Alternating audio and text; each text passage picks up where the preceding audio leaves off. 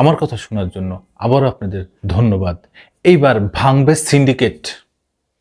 কোথায় সে সিন্ডিকেট এবার দেখা যাবে। আলু, পেঁয়াজ, তেল, রসুন, চিনি, আটা, ময়দা যা যা দরকার বাংলাদেশের এখন 6টা দেশ থেকে আসতেছে। জাহাজ ভরে ভরে হাজার হাজার টন আসতেছে।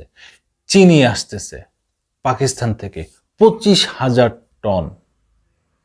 আলু পেঁয়াজ আসতেছে পাকিস্তান থেকে। ব্রাজিল থেকে 52,000 টন সয়াবিন তেল চলে আসতেছে বাংলাদেশে। অলরেডি কিছু ঢুকে গেছে। তো কোথায় থাকবে এই সিন্ডিকেট এবার দেখা যাক। আর ভারতের তাদের তো মাথায় হাত রে ভাই, তারা তো অহংকারে ভরে গেছে। তারা বলতেছে বাংলাদেশিদের সাথে রপ্তানি বন্ধ, হোটেলে থাকতে দেবে না, রেস্টুরেন্টে খাইতে দেবে না, তারপরে ডাক্তারদের দেখাইতে দেবে না, সব বয়কট করেছে বাংলাদেশে। বাংলাদেশ কি বসে আছে? আরে ভাই, ছাগলের মতো কথা বলেন কেন? বাংলাদেশ কি আপনাদের কাছ থেকে মাগনা কোনো কিছু নিয়ে আসে এত বছরে? কোনো দিন কিছু মাগনা নিয়ে আসছে? না, নিয়ে আসেনি। বরং আপনারা টানা 15 বছর হাসিনার আমলে এই বাংলাদেশ থেকে সব মাগনা নিয়ে গেছেন।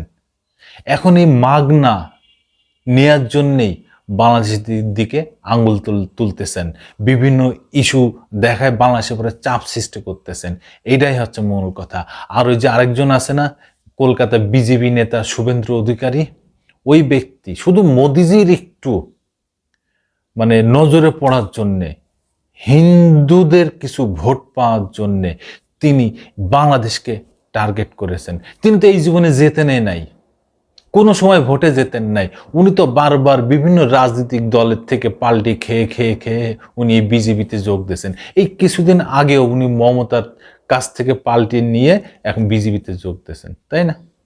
উনি নিজেকে ভাইরাল করার জন্যে, নিজেকে ইলেকশনে একটু পপুলারিটি দেখানোর জন্যে উনি এই বাংলাদেশকে টার্গেট করেছেন। অথচ উনার ওই এলাকায়, নির্বাচনী এলাকায় হাজারো সমস্যা, সেসব নিয়ে তার মাথা ব্যথা নেই। তার মাথা ব্যথা বাংলাদেশকে নিয়ে।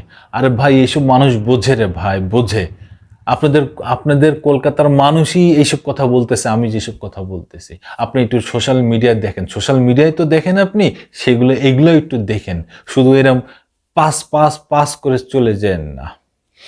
যাই হোক, এখন বাংলাদেশ বহির্বিশ্ব থেকে বিভিন্ন ভোগ্যপণ্য আমদানি করতেছে। যেরকম আফগানিস্তান থেকে খেজুর আসতেছে, আরো অনেক কিছু আসবে পর্যায়ক্রমে। বাংলাদেশ এখন আর বসে নেই, বাংলাদেশ এখন আর কারোর কাছে নতজানু হবে না। বাংলাদেশ এখন বহির্বিশ্বের কাছ থেকে তাদের ভোগ্যপণ্য নিয়ে আসবে। বাংলাদেশ এখন বিশ্ব দরবারে মাথা উঁচু করে দাঁড়িয়েছে। 2024 সালের 5ই আগস্ট যখন অন্তর্বর্তীকালীন সরকার ডক্টর ইউনূসের নেতৃত্বে গঠিত হলো, তারপরে ইউনূস সাহেব বলছেন আজকে নতুন বাংলাদেশ নতুনভাবে স্বাধীন হয়েছে। এই স্বাধীনতার স্বাদ প্রত্যেকটা ঘরে ঘরে উনি পৌঁছায় দেবেন। অলরেডি শুরু হয়ে গেছে। এখন তো আমরা দেখতেই পাচ্ছি, শুধু ভারত না, সারা বিশ্ব থেকে আমরা আমাদের বাণিজ্য করব, আমাদের বাজার তৈরি করব।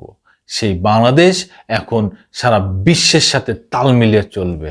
ধন্যবাদ বন্ধুরা। আপনাদের যদি কিছু বলার থাকে অবশ্যই কমেন্টসে জানাবেন। আবার আসবো নতুন কোনো কথা নিয়ে, নতুন কোনো ঘটনা নিয়ে। আমি প্রিন্স।